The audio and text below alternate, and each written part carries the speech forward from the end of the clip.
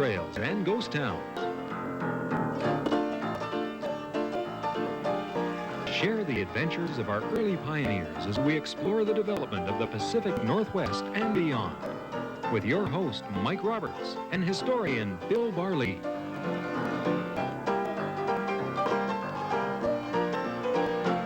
Welcome to Gold Trails and Ghost Towns. I'm Mike Roberts, and with me is Bill Barley, our storyteller for these programs, and what a story we have to tell today. And before Bill told me, just before we started the show, I had never heard of this guy, but he's no role model. No. He's a bad character named Smith. Tell me about him. Well, Mike, most people have heard of the Wild Bunch, you know, sure. Butch Cassidy and the Sundance Kid, and they've heard of Jesse James, and they've heard of Bill Miner, and they've heard of Black Bart. Very few people have heard of Jefferson Randolph Smith. I must say, I was among those who'd not heard of Jefferson Randolph Smith. Okay. A little background on this guy. He was the smoothest of them all, a confidence man or a bunco artist, whatever you want to call him. And he had a heart of stone, but on first impression, he didn't reveal that. And he'd been born in Georgia in 1860, about the beginning of the Civil War, came west, and eventually, and because of his background, I think because of his background, probably came from a fairly prominent family. We are led to believe that has never been proven, but he developed very fine manners, and he was articulate, he was extremely persuasive, and he was the king of the confidence men in the far west.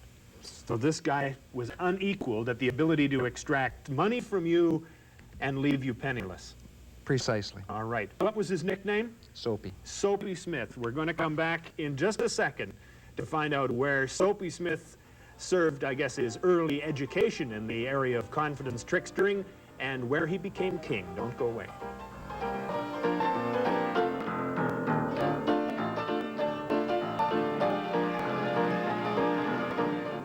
Gold Trails and Ghost Towns, Mike Roberts and Bill Barley, addressing the subject of a ne'er-do-well by the name of Jefferson Randolph Smith, known to his friends as Soapy. Where did he get that? Known to his friends and his enemies as Soapy. Well, here we have a photograph of Soapy Smith, and this is probably taken in Denver in the early years, probably late 1880s, perhaps early 1890s. And what happened, Mike, is kind of interesting because he was a cowboy on the Chisholm Trail. And he was driving north, taking cattle into Kansas and places like that, and came back, he was in his 20s then, came back to San Antonio, Texas. And he had pay for the season, really quite well off. Went to a fair. That was his first mistake. Second mistake, he began watching one of these manipulators at the fair, and he had three little walnut shells, three half-walnut shells. The old shell game. And the object This is when the shell game was new. Is this right? Oh, for sure, sure. Okay. And the object was you could bet which, they had a little key, and they put that under one of the shells, and then move the shells around almost faster than the eye could follow. Indeed it was. And so Smith decided to try a couple of dollars in this. And he tried it, and he guessed wrong. He tried again and guessed wrong, tried again and guessed wrong. And inside of an hour, he was cleaned out. His whole season's pay gone in an hour. Now, he didn't fly off the handle or anything else. He said, ooh, that's interesting. He said, here I've worked for months and months and months under very adverse conditions, and this guy's taking all my pay in an hour. I think I'll learn this profession. And that was the stimulus for getting him into the confidence game. Just like that. And then he went into Leadville, Colorado, and Colorado was wide open then, and Leadville was one of the boom towns, and he teamed up with a guy called Taylor and began to refine his art. And this is really where he got the name Soapy. Because not only was he good at the shell game, Mike, he took a bar of soap, and around that bar of soap, he'd have all these bars of soap out there, and in a little kit, trip and kaiser they called it, little kit. Trip and kaiser. Yeah, and they would set up this little stand and gather people around them by pitching, you know, you want to make some money, and of course people are interested, they don't quite trust them, and he would wrap $100 bills, $50 bills, $20 bills, $10 bills, $5 bills, a few twos in this wrapper and put it on the soap. People would watch him very closely, and anybody want to try it? Well, people are a little reluctant to. Finally, one guy comes up and he says, this is a shell, unknown to the audience. Sure. Okay, this is a contact man. And he says, I'll take that one. I think there's a good bill under there. And so he'd open it. Oh, sure enough, there's a $50 bill. Well, this gets the crowd going. And they start buying, and unfortunately, they're very What's he selling this soap for now? I mean, $5 a barrel. $5 a bar. And $5 a bar is quite a bit of money in that day. You see, it's several days' wages. Sure. And as soon as business starts to slacken off, another guy from the audience comes up and says, different guy this time, another shell.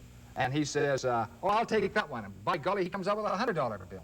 And he disappears, and he's very elated, and of course they play their roles perfectly, and then that starts again, and they can continue this for several hours until they've either A, the audience is gone, or they've used up all the bars of soap, and usually when they've used up all the bars of soap. And so he becomes known as Soapy Smith. Nobody is better at that game than Soapy Smith. But around him, he leaves Leadville, and he gathers together. This time he's going to go big time.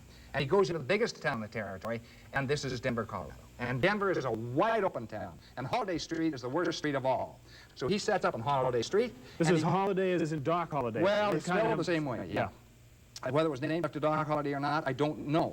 Probably it was. And he sets up there, and he gathers around him the biggest bunch of vagabonds that you'd ever lay eyes on. And one of them is called Doc Baggs, and Doc Baggs was the original confidence man.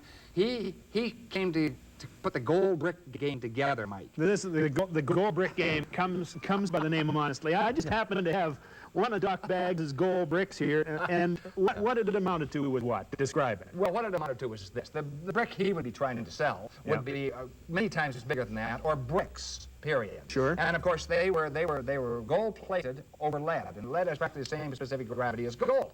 So they would scratch off the first quarter of an inch. By golly, it was gold all the way. And I guess his most brilliant maneuver was selling a gold brick to a mine owner who was experienced and a U.S. senator. Made $25,000, which multiply that by 40, that's equivalent to about $1 million today. That's wonderful. But there was the disadvantage in that game. He had to be on the move all the time. I could see that. So Doc Baggs was at the end of his career, but he told Soapy all about the gold brick game. Soapy didn't do much in the gold brick game, but he had other individuals that were equally fascinating. And one of the guys they had was a guy called Icebox Murphy. Now, Icebox Murphy, Mike, was a guy who wanted to be the greatest safe blower in the United States. And he tried a few little jobs, and they thought, okay, he's ready to go big time. And there was a big butcher shop in Denver. And they said, okay, look, we want you to go down there, blow the safe, blow the wall safe in the butcher shop, and then open the door. And the only way they could get it in was through a transom, and he was small enough they could get in there. So they lower him through the transom, and he goes down there with the blanket and the dynamite and all the rest of it and the fuse, and they hear a muffled boom, and he opens the door, and they rush in, and they see the door is wide open, it's been blown open, but on the floor are a whole bunch of things, and the things are not very encouraging, because they're chickens, and they're sides of beef, and their legs, and what he did is he made a mistake. He blew the actual locker, the frozen locker. That's ridiculous. So this was going to haunt him for the rest of his life. He never got over the Icebox what? Icebox Murphy. Icebox Murphy.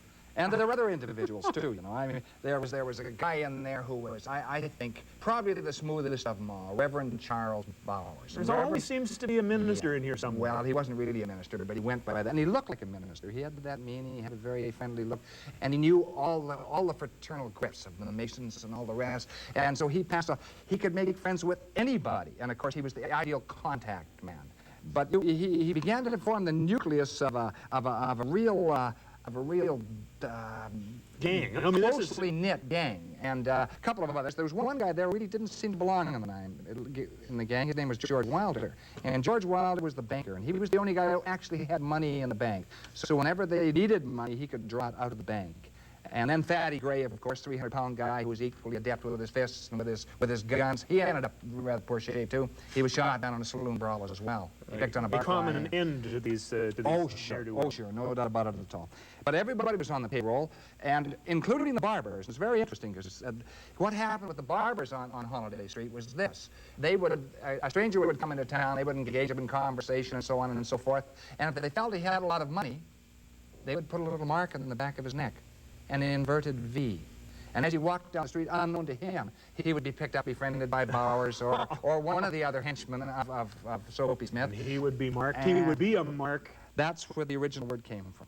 A little inverted V in the back of the neck, but you couldn't see it, you see. We owe the word mark to Soapy Smith. Oh, for sure. Oh, for sure. Tremendous. Yeah. And eventually, of course, things came to an end in Denver. He had to. I mean, well, sure.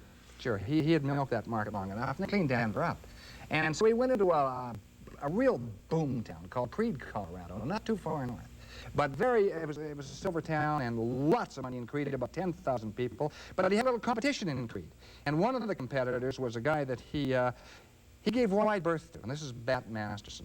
Okay, now Bat Masterson, of course, was with Wyatt Earp and was with Doc Holliday and all the others, and very good with the guns. But Masterson is also, he respected Soapy Smith, and he stayed away from him. There's another strange guy in there, and a guy called Bob Ford. Now, if you recall Western history, Bob Ford was the guy who killed Jesse James. Is this a dirty little coward that shot Mr. Howard and laid poor Jesse in his grave? Same guy. He was eventually killed by a drifter called Ed O'Kelly. This is dangerous company for Soapy Smith to find himself in. Oh, yeah. Did they manage to survive, co-inhabit this place? Well, eventually, Creed cleans up, too. He loses control of the council, loses control of the judiciary, loses control of the police. So he moves out. People he had to buy in order to make a living. Sure. So he moves back again, very temporarily, to Denver. And then in Denver, he hears about a magnificent rush in the north. And this, of course, is the Klondike Gold Rush. And it begins to attract worldwide attention. He gets his gang together, and the gang now includes other individuals. A very interesting old man called Dan Trippett, who is known on the trails as Old Man Tripp. And he has a saintly mien, and he looks and acts like he's anyone's grandfather.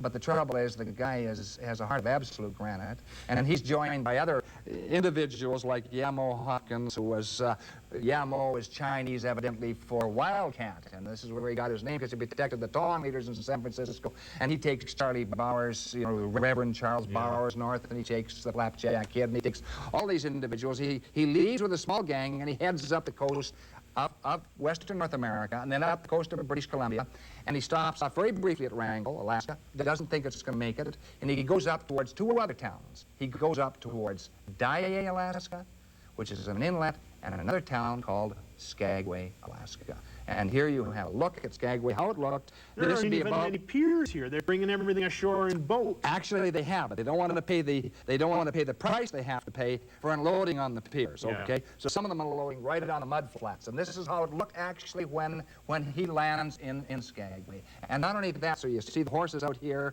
and they're waiting quite patiently. They know it's flat out there, and they're going to take the load off and cut it into shore, and then they'll pile it above high tide. And then you go back into the town itself. This is Skagway, 1897. In the street. This is Broadway. This is the main street of Skagway. You can see the rots along here, and it's practically impassable, but that's very interesting, because on the right-hand side of this photograph, Mike, is Clancy's Saloon. And this is the saloon that Jeff Davis walks in, or excuse me, Soapy Smith walks in, and he says, I like this guy. The guy's name is Clancy. He becomes his partner. So this is the first step Soapy Smith has made to becoming the king of Skagway. The very first step, and the right step for him. All right, we're going to take a break here, but be coming back in a second to see how Skagway grows and how Soapy Smith's reputation and reign grows in Skagway. Don't go away.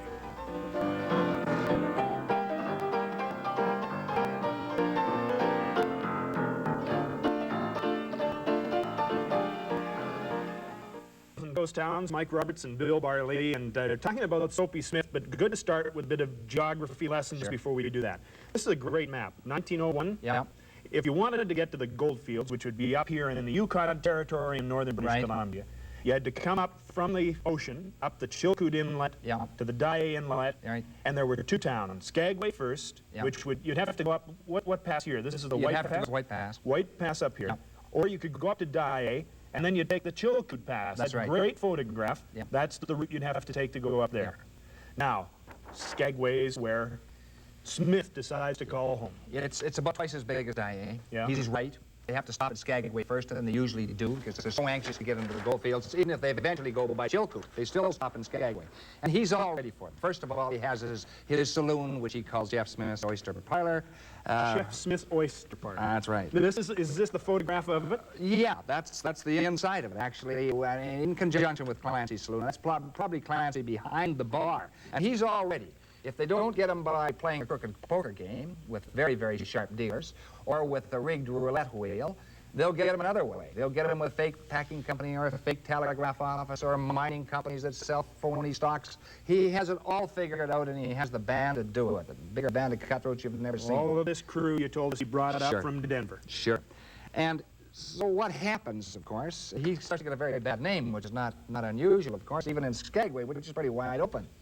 But he's lucky, because what happens is just after he arrives in Skagway, very shortly afterwards, a teamster named McGrath went into a saloon, and I call it Fay's Saloon, Ed Fay's Saloon.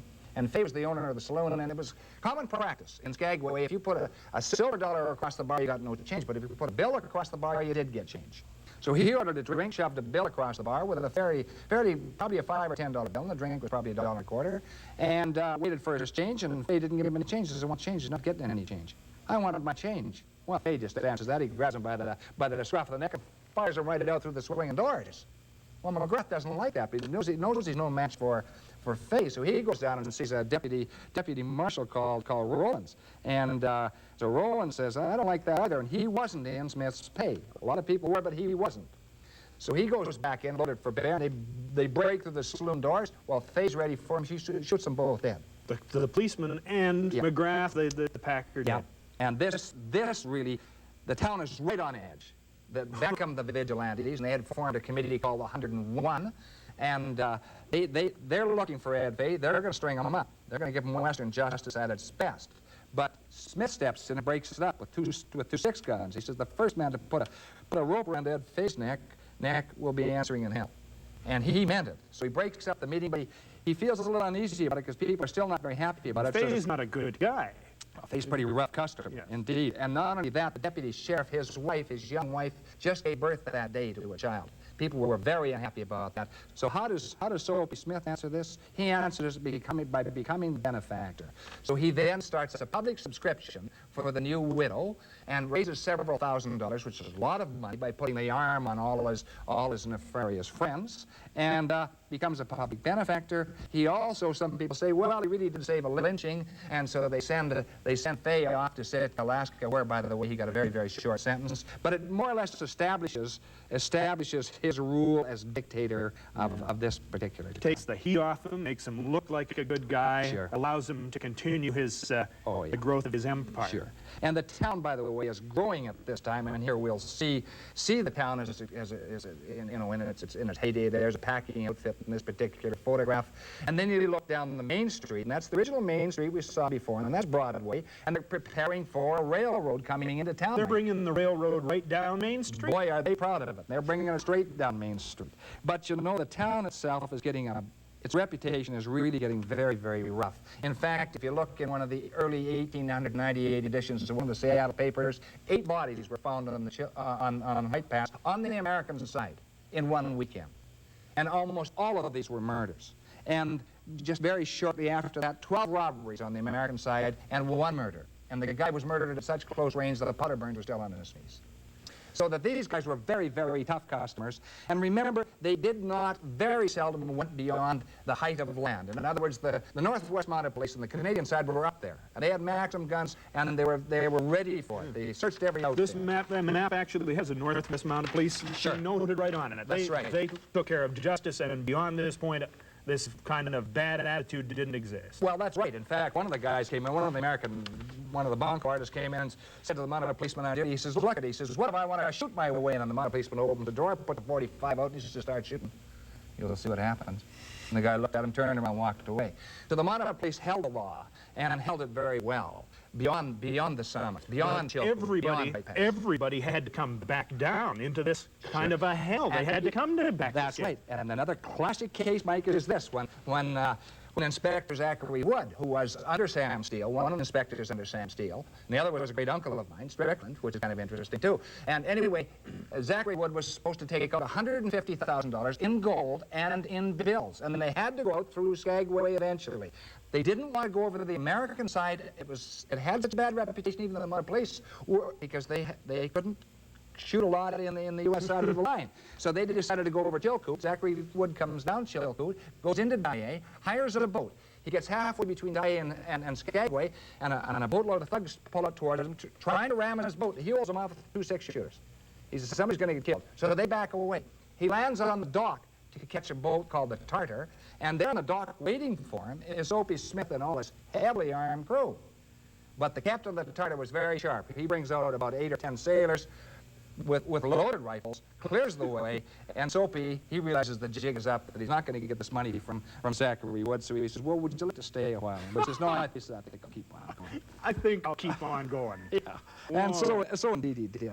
And, you know, he's now at the height of his power. It's approaching the 4th of July, and he is so well known, and because he built a church there, and he was a public benefactor of certain things, gave money away, of course, taking a lot more than he gave. Yeah. And we, befriended dogs, adopted Dog Day and everything else. Oh, yeah, the guy was really quite original. And so he becomes very well known, and July the 4th is the big holiday, and they invite the governor of Alaska. He comes down.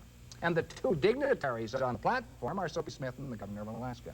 And there we see him riding down, head of the parade. He is the parade marshal. He's the head of the parade, and there he is. On his dappled horse. Dappled horse. Oh, right? he looks a picture of the spirited citizen. This is the height of his power, but what happens is, 2 days later, a guy comes over the White Pass, and his name is Stewart, J.D. Stewart from Nanaimo, British Columbia prospector. He's packing between $2,700 and $2,800 worth of gold. And that's about 15 pounds Troy at that time. And he's a little careless. He's not stupid, but he's a little careless. He is, of course, picked up by old man Triplett, or Van Tripp, as they called them, and he steers him in Bowers, and Bowers, of course, steers him away from the bank, and where he should have stored his gold before he caught the next ship out, and then they get him into Jeff Smith's saloon. And they try him with drink. He doesn't drink very much. And finally, they take him on the back of the saloon. There's a compound out there and a little eagle there. And they said, well, would you like to see the eagle? Well, he says, yeah, I kind of like to see it. Well, this is a real mistake, because this was the final setup. They take him out in the back. He looks at the eagle, and then the old play comes into being. Guy jostles him and kind of playfully grabs his poke, and he runs out. And there's a fake boarded in the fence. He gets through the fence, and the other guy's jostling him before he realizes his poke's gone. And he goes back and complains to the bartender. Bartender says, oh, he's just kidding you. He'll bring the poke back. Well, he didn't bring the poke back. And what happened was this, of course, he goes and complains to the Packers, Mike. And the Packers say, hey, this is no good at all. This is absolutely no good. We're going to have to do something about it. They convene a meeting of the 101, that is the Vigilante Committee, and they go down to the docks, and the guy who's there, who's head of this committee, is a guy called Frank Reed, an old frontiersman, whom the one guy that Soapy Smith was very wary of. But Smith makes a mistake. He gets loaded in one of the saloons, drinks a little too much, grabs his Winchester, goes down the street, followed by 12 of his henchmen. And they come up to the dock, and Reed says, no, you're not getting on boards. Not going to go up there. Soapy said, I should have taken care of you months ago. Soapy raises his rifle to shoot Reed.